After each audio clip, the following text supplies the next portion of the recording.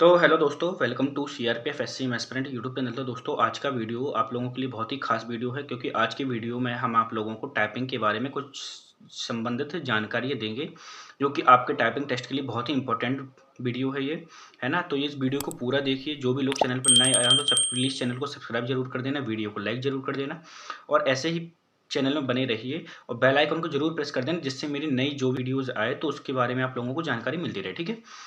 तो चलिए आज हम लोग बात करते हैं सबसे पहले तो टाइपिंग के बारे में, ठीक है। टाइपिंग का डेट बता दूं मैं आप लोगों को कि टाइपिंग टेस्ट कब होगा आप लोगों को। सबसे पहले तो डाउट आप लोगों का ये होगा अपने मन में, ठीक है। तो टाइपिंग का अगर मैं आप लोगों को डेट बताऊं तो टाइपिंग का डेट होगा मई में। आप लोगों का टाइपिंग के चांस है, टाइपिंग टेस्ट होने के चांस है कि मई में आप लोगों का टाइपिंग टेस्ट होगा। क्यों? क्योंकि अभी आप लोगों को पता है कि 11 मार्च तक तो आप लोगों के हेड कांस्टेबल मिनिस्ट्रियल के रिटर्न एग्जाम चल रहे हैं। अभी तो आधी शिफ्ट ही कंप्लीट हुई है, अभी आधी शिफ्ट और बाकी है, ठीक है। उसके बाद 17 मार्च से आप लोगों के एएसआई स्टेनोग्राफर के एग्जाम चालू हो जाएंगे, वो आप लोगों के कंप्लीट हो जाएंगे, ठीक है। उसके बाद फिर आप लोगों का अप्रैल में रिजल्ट आएगा। जब आपका अप्रैल में रिजल्ट आएगा तो उसके 15 से 20 दिन बाद ही आप लोगों को टाइपिंग टेस्ट के लिए बुलाया जाता है, या 1 महीने बाद भी बुलाया जाता है। तो लास्ट अप्रैल तक आप लोगों को एडमिट कार्ड या फर्स्ट वीक तक आपके मई के एडमिट कार्ड जारी हो जाएंगे। उसके बाद आपको मई में ही टाइपिंग टेस्ट के लिए बुलाया जाएगा, ठीक है।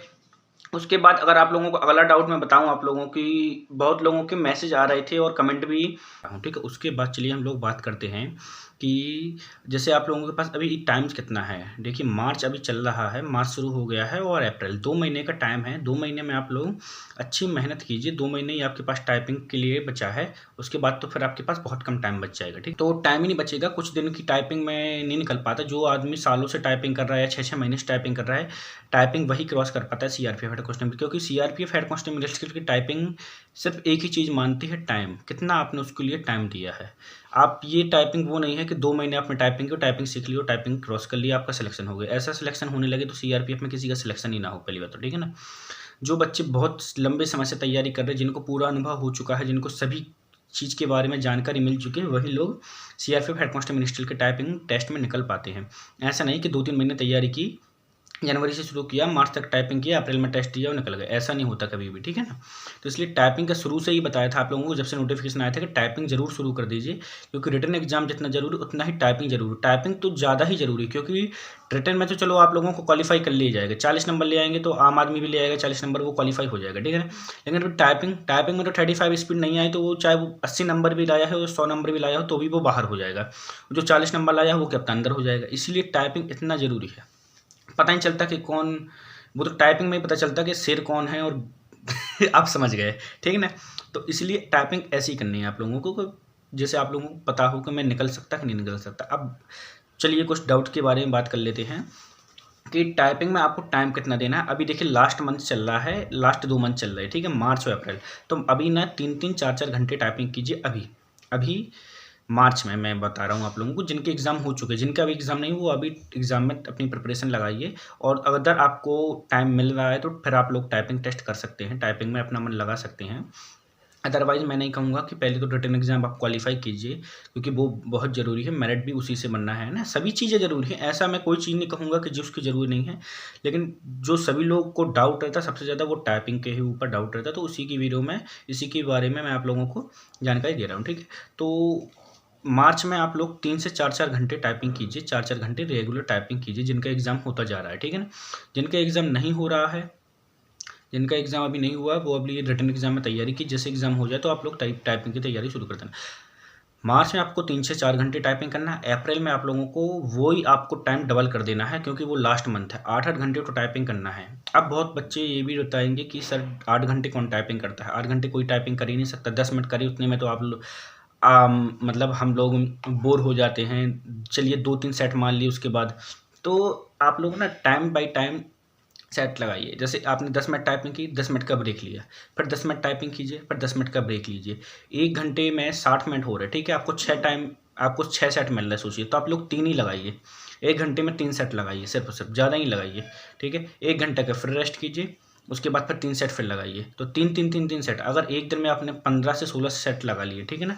सेट जानते हैं ना आप लोग, 10-10 मिनट के आप लोगों को वो लगाने पड़ते हैं। तो अगर आप लोगों ने वो लगा लिए तो आप लोगों के लिए बहुत ही यूज़फुल हो जाएगा और बहुत ही जल्दी आप लोग सीख जाएंगे। चलिए हम लोग कुछ जानकारी दे दूं मैं आप लोगों को टाइपिंग की, कि आपका टाइपिंग टेस्ट होगा कहाँ पर। सबसे पहली बात तो ये सेंटर बता दूं। सेंटर ये होगा, जैसे आप मध्य प्रदेश के हैं, ठीक है, मध्य प्रदेश के हैं आप, तो आपका मध्य प्रदेश में 3 जगह पर आप लोगों को टाइपिंग टेस्ट के लिए बुलाया जाएगा।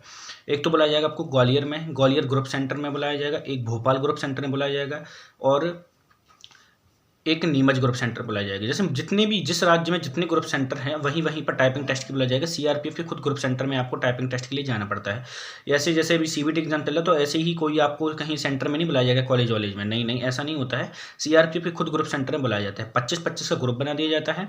25-25 लोग जाते हैं, अपनी अपनी सीटों पर बैठ जाते हैं और टेक्निकल विभाग उन लोगों की पूरी मतलब सब बता देता है कि कैसे कैसे आप लोगों को अपना नाम डालना है, रोल नंबर डालना है, किस कास्ट से हैं, ये सब चीज़ आप लोगों को सॉफ्टवेयर में डालनी पड़ती है। उसके बाद फिर आप लोगों को जैसे आपको एक पैसेज दिया जाता है, कोई भी पेजेज ले लीजिए, एक पेज देंगे आप लोगों को, तो वो आप लोगों को सामने रखना है और आपको जैसे ही स्टार्ट बोलेंगे तो आप लोगों को एंटर दबा के और टाइपिंग शुरू कर दें, ठीक है ना। तो वो आप लोगों का फिर टाइम चलता जाएगा और अपने आप धीरे धीरे टाइम रिड्यूस होता जाएगा, टाइपिंग टेस्ट होता जाएगा। ऐसे आप लोगों के, इसलिए आप लोगों को ग्रुप सेंटर में बुलाया जाएगा। जिस भी राज्य से आप हैं तो उसी राज्य के ग्रुप सेंटर में आपको सीआरपीएफ अगर वहाँ पर होगी ग्रुप सेंटर, हर राज्य में ग्रुप सेंटर हैं। उत्तर प्रदेश में देखिए जाए तो लखनऊ है, इलाहाबाद है, प्रयागराज है, बहुत सारे ग्रुप सेंटर हैं, एक नहीं है, बहुत सारे, अमेठी भी है ना। तो हर राज्य में बहुत सारे ग्रुप सेंटर है, तो आप लोगों को बुलाया जाएगा, इसकी कोई दिक्कत मत कीजिए। बिहार में भी है, मोकामा है, मुजफ्फरपुर जीसी है, तो हर जगह पर आप लोगों को है। दिल्ली में भी बहुत सारे ग्रुप सेंटर, तो आपको अपने ग्रुप सेंटर में बुलाया जाएगा, ठीक है। वहाँ पर आप लोगों को जैसे भी और लड़के जाएगा, ऐसे नहीं कि आप लोगों को मतलब बिठा तो सब जगह जाएगा, कुछ लड़कियों को बुलाया जाएगा उसी शिफ्ट में, और उसी शिफ्ट में कुछ लड़कों को बुलाया जाएगा। ऐसे नहीं कि लड़कियाँ अलग जाएंगी लड़के अलग जाएंगे, ऐसा नहीं होता है। सीआरपीएफ हेड कांस्टेबल मिनिस्ट्री की पोस्ट फीमेल और मेल कैटेगरी के हिसाब से नहीं होती, वो एक ही पोस्ट रहती है हेड कांस्टेबल मिनिस्ट्रियल। उसमें चाहे फीमेल हो चाहे मेल हो, एक ही तरह की कट ऑफ उठेगी, एक ही तरह का टाइपिंग टेस्ट होगा, एक ही तरह का पैसेज मिलेगा, किसी भी चीज़ का रिलैक्सेशन नहीं मिलेगा, चाहे वो लड़की हो या लड़का हो, ठीक है। इसके बारे में मैं आप लोगों को बात कर दी। उसके बाद बहुत लोग के एक और डाउट्स आ रहा है कि सर हम लोग कैप्स लॉक वहाँ पर यूज़ करेंगे कि नहीं करेंगे। देखिए आप लोग, सबसे अच्छा तरीका है आप लोग शिफ्ट सीख कर जाइए। वो आप लोगों को, जो आप लोगों का वो रहेगा, कीबोर्ड रहेगा जो आपको मिलेगा, या आपको घर पे भी टाइपिंग करते तो कैप्स लॉक बार बार दबाएंगे, तो आप अगर एक बार भूल गए कैप्स लॉक ऑफ करना, तो फिर आप लोगों को पता है कि आपका पूरा का पूरा गलत होता जाएगा। इसलिए कैप्स लॉक का यूज़ मत कीजिए, शिफ्ट का यूज़ कीजिए, शिफ्ट के यूज़ कीजिए। इस उंगली को ही आप लोग शिफ्ट पर, इधर ए में भी इसी का यूज़ करना है, शिफ्ट में भी इसी का यूज़ करना है, ठीक है। ए और शिफ्ट में इसी का यूज़ करना पड़ता है, इसलिए शिफ्ट का जरूर यूज़ कीजिए आप लोग। ऐसा नहीं कि शिफ्ट का यूज़ मत करो, कैप्स लॉक का यूज़ मत ही करो। तो मैं आप लोगों को बताऊं, क्योंकि जिनने भी कैप्स लॉक का यूज़ करते हैं तो थोड़ी बहुत तो गलती हो जाती है, थोड़ी बहुत गलती में आप लोगों का सिलेक्शन जा सकता है, क्योंकि 10 मिनट में ही भविष्य बन जाना है और 10 मिनट में ही आप लोग कहाँ से कहाँ पहुँच जाएंगे। वो राजा से रंक और रंक से राजा बन जाता है, 10 मिनट का ही खेल होता है सीआरपीएफ हेड कांस्टेबल मिनिस्ट्री की टाइपिंग में। इसे बिल्कुल भी आप लोगों को कैप्स लॉक का यूज़ मत करना है, आप लोग शिफ्ट का यूज़ कीजिए। अभी आपने सीखा नहीं है तो शिफ्ट का यूज़ पहले से ही आप लोगों को सीखने, अब भी सीख सकते हैं, क्योंकि अभी भी आप लोगों के पास टाइम है। धीरे धीरे आपकी आदत में लाइए कि शिफ्ट का यूज़ करें, ठीक है। उसके बाद मैं आप लोगों को बताऊँ कि कीबोर्ड वहाँ पर कौन सा मिलेगा। ज़्यादातर तो कीबोर्ड जेब्रोनिक्स के मिलते हैं, फ्लैट कीबोर्ड नहीं मिलेगा वहाँ पर, मैं आप लोगों को पहले बता देता हूँ।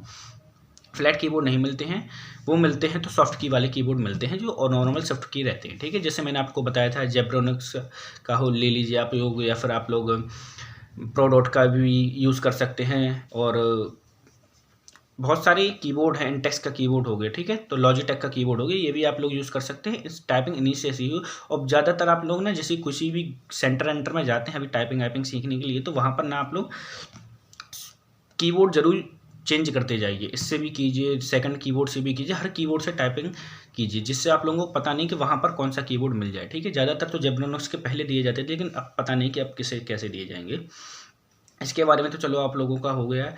और अगला डाउट मैं आप लोगों को ये बताऊं कि पैसेज वहाँ पर कैसा, एक और डाउट आया था कि सर वहाँ पर नंबर्स होते हैं पैसेज में कि नहीं होते। पैसेज में नंबर होते हैं भाई, 1992, 1884, कुछ भी ऐसा सन दिया जाएगा, ठीक है, उसकी डेट ऑफ बर्थ दी जाएगी, कुछ भी दिया जाएगा, नंबर तो ज़रूर आते हैं और ज़्यादा नहीं आते हैं, ठीक है ना।